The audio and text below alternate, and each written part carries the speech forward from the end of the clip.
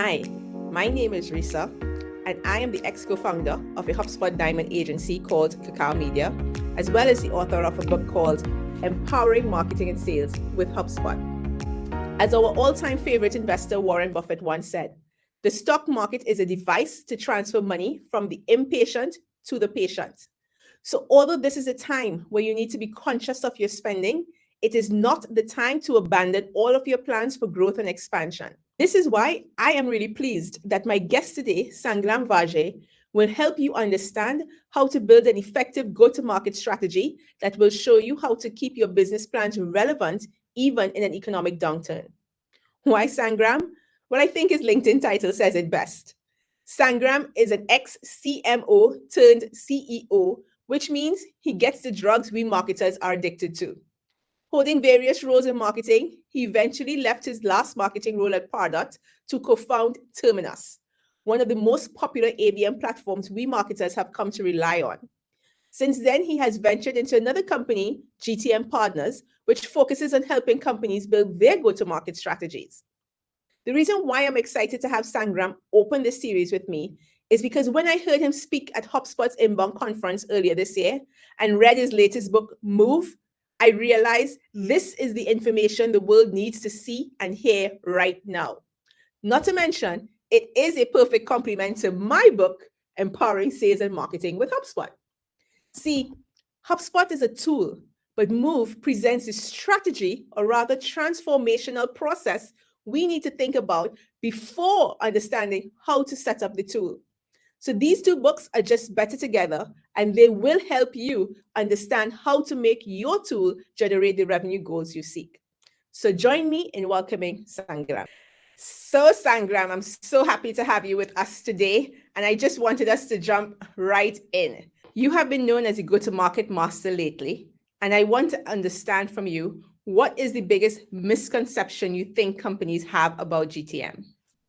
Well, the number one misconception is around this question: who owns go-to-market? Because that's the biggest challenge. Most people think, oh, they own, maybe marketing owns, maybe sales. And we have done a ton of research as part of our own firm. And people would say about 77% say that one department owns it. Now, Reza, before I give you the answer, here's the very interesting question I think everybody needs to ask is this: if you can change the compensation of your peer, then you should own go-to-market. But if you can't do that, you can't own it. You can only facilitate it, participate in it, but you can't own it. And when you think about it, the person that makes sense to own go-to-market is the CEO. And that's what all of our research and every single person that I've ever asked, even from Yamini, the CEO of HubSpot, to Brian Halligan, who was before that, or Nick Mehta, who's the Gainside CEO, all of the CEOs, they get it. The leaders around them are the one they're still wondering who owns go-to-market. Amazing. You know, Sangram, I really, really enjoy your book. It's like near me all the time. I'm always reading it. And let's take a step back a bit about go-to-market, because you sort of mentioned in your book that go-to-market or GTM is not a strategy, and especially it's not the company's strategy, nor is it a project. So yes. What exactly is it and why? That's a great question. You know, we went through that, and I remember this is Brian Halligan's words, and I have it in the back of the book as part of his endorsement for it. And he said, and this is when I asked him, like, define go-to-market. We had 50 questions, and one of them was like, define go-to-market. That was another mind-boggling question, and everybody had a different answer, but he gave us the best answer, and that led to this whole myth busting in the book. Is he said, well, go-to-market is like a product. Like a product. It's not a weekend endeavor where you just take your executive team and put on a whiteboard and draw some stuff and come back. No, that is strategy. That is what you do every quarter. That's fine. But go-to-market is like a product. And here are a few examples of this, Reza. Think about who is going to be able to make a decision between, and is this a go-to-market strategy of acquiring a company or partnering? Right. Think about spending more money in marketing or sales, or thinking about opening an office in EMEA or staying in North America. These are all go-to-market decisions. And this requires, and this happens all the time, you can't wait for a weekend getaway to make those decisions. That's coming to you hard and fast every single day, especially in this economic times where everybody's wondering why layoffs are happening, why things are changing. Well, those are all go-to-market decisions. We like it or not, we want it or not, it's what's happening right now. That is so crucial that you're saying that, Sangram, because this is exactly why I decided to kind of switch the focus of this series right now. And as you mentioned, with this economic crisis today, some of the things, we have been so focused in the last couple of years because we've been experiencing a boom, especially in the tech space. And we've been focused on changing and going after things like the flywheel and RevOps. And we had all these nice buzzwords around us. In your book, you literally kind of like had those things as part of 6 truths about go-to-market. How do you think those 6 truths right now fit into the concept of a company's go-to-market process today? And more so, is it more relevant today in this economic crisis? Rasa, it couldn't be more relevant, and I couldn't have predicted the time for it. So in some ways, very fortunate that we wrote the book the time when we wrote it. And the whole book is about efficient growth. Mm-hmm. So in the boom phase that you and I both have experienced, and many listeners have experienced it, we went through this like growth at all costs. Like, as long as you're growing, it's totally fine. And right now, everyone has been asked like, no, we need efficient growth, which, by the way, should have always been our goal. But for some reason, we missed it. We went around this, whoever started talking about double, triple your numbers every year. And people thought that was the best thing to do. But no, the best thing to do is to build a profitable business. Right. People have forgotten about that. People have thought that, no, it's okay for 20 years if you continue to raise money, or it will be a bigger pie. And people have forgotten that what we are as leaders, founders, revenue leaders, our job is to build profitable businesses. And if companies are building profitable businesses, they won't have layoffs like the way they are having. The reason there are so many layoffs at that level is because they're trying to arbitrarily, in an Excel spreadsheet, show the growth rate is here, not here, but here. Instead, in order for them to go from here to here, they have to cut some people down so they can actually show that arbitrage. That's the reason a lot of times the layoffs are happening, not because somebody's incompetent, not because somebody didn't do what they're supposed to do. They did that because they wanted to fill out a spreadsheet for an investor or public company. But that's not why layoffs should happen. If you're building profitable businesses, that shouldn't matter to you at the way it's mattering right now. And that's why it happens right at the end of the quarter, because that's what they're trying to do before the end of the year. And it's sad. Wow, I'm so happy that you've put some perspective around this, because I've been looking at my Facebook feed and LinkedIn feed and getting really nervous. And not because I feel insecure about my job and my position, but more so because I feel the compassion for people who have lost their jobs and they sort of turn against the companies, and they feel like, they have been dealt a really hard blow. And they don't sometimes put things in perspective, as you've just explained. It's not really a personal issue with you. It's not whether you did a good job or not, but it's really about them just having to meet their balance sheets and show those investors that, hey, we're still profitable. You're still going to get your shares. So I appreciate that. I think people are going to start changing the way they're going to choose different companies to work for. Right. All these companies who had to do all these things, not for real business reasons, but for artificial numbers. I think when people are going to start looking for jobs, people should ask questions. How profitable is the company? Right. What does the market look like? How much money do you have in the bank? Is there, if something happens economically, how do you plan to do it? And people never have asked those questions before. And I think it's time for new people to start asking those questions to their hiring managers and the leaders. And the leaders should be able to answer those questions. Otherwise, it's not a great fit for you. So that's just an advice for everybody looking for the next job. Good one. Thank you. And that leads me to the next question really for you. In your book, you talked about TAM and TRM. So just to explain to our audience, TAM is supposed to be companies that like to focus on the total addressable market. And you mentioned in your book about really going after TRM, right? So be focused on your total relevant market. So I want to know, why do you think that each company should avoid chasing TAM, and really how could they change to TRM in a quicker way? Oh, thank you so much for bringing that up. And now talking about TRM, I'll tell you a quick story. When I started Terminus 7 and 8 years ago, when we co-founded with Eric Spett and Eric Bass, we used to go to investors and tell them like, hey, our TAM is, $3.5 billion. Like, it's so big. It's bigger than marketing automation. ABM is a new thing. And that's how you raise money. And we raised a lot of money to build a company along the side. But here's the thing. We had to close in order to meet whatever numbers we had to get to a million or 5 or 15 as we grew in the first few years. We had to close like maybe 200 deals, 300 deals. And if we could focus on, there's a big difference. It's like to close the 3.5, you would have to close 100,000 companies.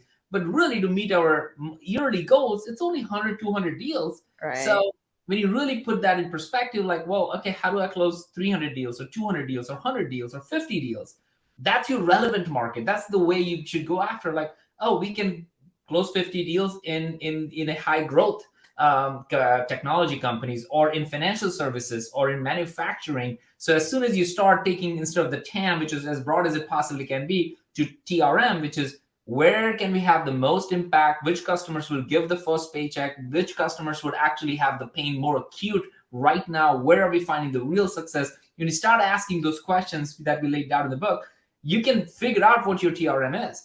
Right. And once you figure out, it's actually faster and easier for you to win those deals. Most companies just spend time on the TAM and in the hopes that something will come down to them, as opposed to focusing on TRM, where they would actually have a higher win rate. And again, drives them to build a more profitable company faster.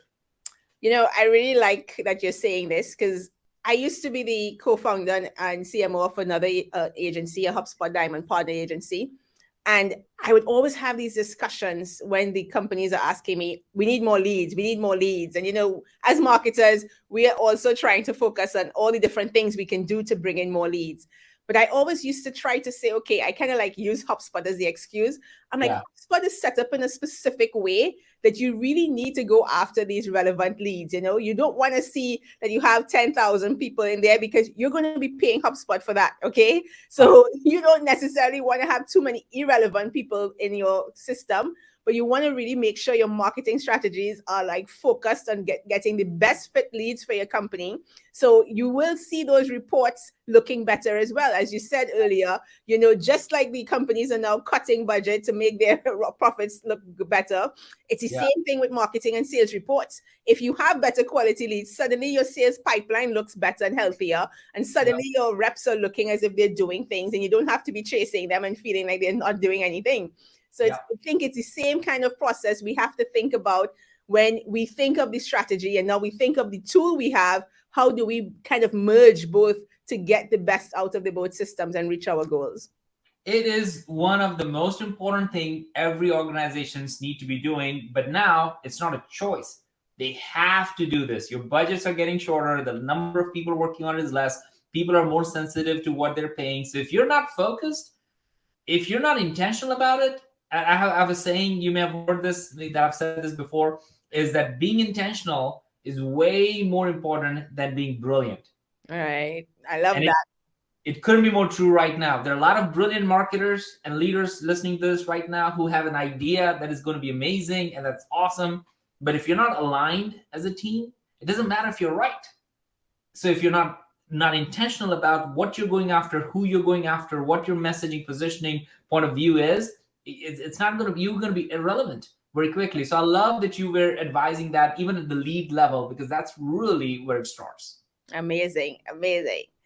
But Sangram, let's get to the meat of this. You named this book Move, right? Yes. And as I understood it, Move is a framework that you're using for GTM. Could you give our listeners a short synopsis of what Move stands for and how is it relevant for their companies? All right, 30 seconds. I'll try to pull that in. So Move is an acronym for Market, Operations, Velocity, and Expansion. So it's Market, Operations, Velocity, and Expansion. And the order matters. It's a circle, but it matters because initially you're trying to figure out which market to go after. So we talked about TAM, TRM, but let's say you're a bigger company. All of a sudden, the question that you will ask about who do you market to is still the same, but the answer will change. Initially, it might be TAM when you're an early stage company, problem market fit. Later on, you might figure out where it's working. So that's your product market fit. And then as you become a bigger company and you become a platform market fit, the same question, who should we market to, changes. to what kind of customers do we want? What are the customer segments we want to go after? So again, the questions are the same all four. That was the beauty of the research, that ended up being same four questions regardless of the stage, because the answer will be different. I'll go through one more. Operations is the same thing. Operations about how do you operate a company. So early stage, you might have individual contributors who are literally saying, well, marketing as an ops person and sales as an ops person, and everybody is just running their own individual department metrics. Makes sense. Early stage, perfect.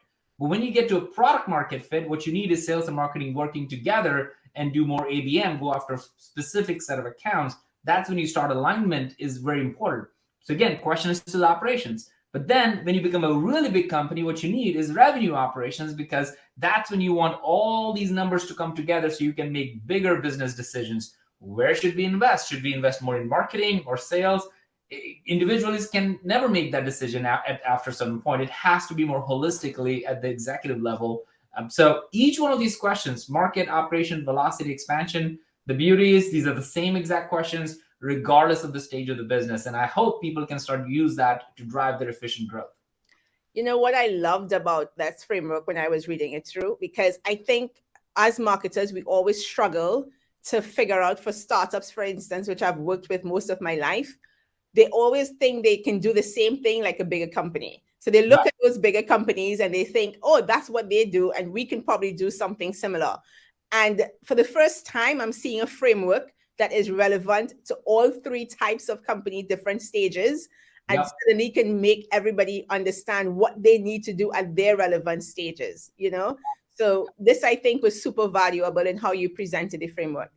Now, thank you. And we have seen this used in board decks right now. We are seeing this by early stage startup CEOs and CMOs of trying to figure out, all right, what problems are they really trying to solve? And here's the kicker, Ressa. A lot of times, just because RevOps is the new buzzword, well, early stage, you actually should not do RevOps. It's actually a bad thing for you, because at this point, you want autonomy. You want teams to run fast. You want to make mistakes. You want to test. Nothing is perfect yet. Makes sense for you not to have RevOps. So a lot of times my advice to CEOs, and as we are doing a lot of the research and helping companies grow and with their go-to-market, we tell them, like, just because it is a buzzword, don't do that. That, like, early stage companies, oh, NR is the most important metric. Yes, NRR is a very important metric, but you don't even have customers yet. So I think you should focus on ARR, like just get customers right now. So people have to understand where to really focus and not get sidetracked with a shiny new object. It's a good way to have a view into what they need in future,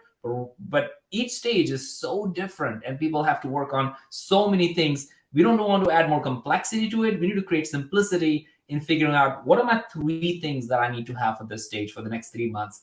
Get that right, and then move on to the next stage. I could not agree more. It's almost like I always say to my customers, it's a crawl, walk, run kind of system, right? You have to take things in baby steps. You're just starting, as you said, you mentioned your 3 Ps. I love that as well. It's really about understanding product market fit, and platform fit, and all those different things. You have to consider those stages. So this was really, really good. You made me think about my own book a little bit of, like, oh, I have not talked about that in a while, so I'm going to start posting about it again. It's been almost 2 years. The book has been done well and been used in so many ways. And sometimes I don't even think about, there must be somebody that will make sense to them today. So thank you for inspiring me to talk about it again. Yeah, for sure. I told you, I said, why didn't I know this book when I had my agency? I would have been like the most selling agency, even more than I was before, right? Because it really spoke to me. So, as we get to wrap up right now, Sangram, my last questions for you really is, like, what is one thing that you see your program, especially the Move framework, did for a client that you didn't expect? Oh, that's a good one. It actually brought what we actually have lately been calling is a CAT framework. Like, it's fun. I think in framework. So, forgive me for that. So here's another one to drop in it. It actually brought the 3 things that I think most organizations need: clarity, alignment, and team. So every time we did workshops, every time we do and teach people how to think about it, regardless of the stage, we have customers that are 40 billion in revenue, and there's a customer that is a 3 million in revenue, right? It's very different, but both of them need the same 3 things. They need clarity on where they're going to go, what to focus on. They need alignment. Everybody has to be on it. Otherwise, they're going to have incremental progress. And team ownership. They need to know who owns what. Everybody can't own everything. We need clarity in all of that. So it was really interesting. We kept talking about it. And so now we have fun. It's kind of our core value. Let's get the cat out of the bag is how we call it. Like, instead of facing problem, say you didn't do this. No. Let's just talk about what problem do we have? Oh, we have a clarity problem or alignment problem or team ownership problem. So instead of saying somebody didn't do that, it's let's call what it really is, because it's never somebody's fault. It's just one of these three things are missing. So that's what we teach. Amazing. Now, isn't that a good wrap up? Get the outcome is the cat out of your move framework, really. So out of the bag from your move framework. Yeah. Crazy stuff. So, Sangram, I know my listeners are probably wondering, how do I get more out of this? How do I work with you, or how do I get to understand more? So where can our listeners go? All right, well, here we go. So you can go to gtmpartners.com, and we have put all of these resources, not just 15, like we not only say, well, here's the move framework, but we're giving you literal words like the 15 go-to-market problems that you have. You can go in and look at what exactly each one of this problem is, and it's all free. If you want to download and use it, then you download it, but it's all free for you. Or you might have like, well, how do I build a scorecard so that I can get my teams aligned on it and have clarity around it? Or let me look at a tech stack, like what go-to-market problems we really have, how we solve it, and what kind of technology stack should I be using the whole go-to-market operating system. These are all available for free. So make use of it, make much of it. And if we can help you deliver that or use it, just hit us up. Amazing. Thank you so much, Sangram. I think we've all learned something today. And if nothing else, we know get the cat out of the bag as quickly as possible. That's for sure. If you love it or not, like just get the cat out of the bag. Like as long as you do that, you'll be fine. Thank you so much, Sangram. Thank you so much for having me. Guys, I just wanted to make sure that after today's session, you are leaving with some key takeaways. So first of all, let's focus on what is GTM. As Sangram mentioned, it is not a strategy. It is definitely not your company's strategy. And it is not a project. You don't just do it once and it's done. It is a product. If you're wondering as well, who owns GTM? Can it be the marketing team? Can it be sales? He actually explicitly mentioned it has to be the CEO. Why? Because the CEO is the person who can influence your peers' compensation. So GTM must be in the CEO's agenda. How to think about GTM in an economic crisis. His advice is to focus on how to build profitable businesses. Let's not get carried away with our visions and what we think we can build in the future, but let's always keep things in perspective to make sure our businesses are profitable. He then mentioned to us one common mistake he sees that businesses should avoid when pursuing GTM, and it's really not going after your total addressable market. Yeah, we can sell to everyone out there, but we don't want to go after everyone. We want to make sure we are focused on our relevant market. So go after your TRM, total relevant market, and not your total addressable market. And last but not least, what are these 4 questions you need to ask to successfully implement GTM? And it's all built within the MOVE framework.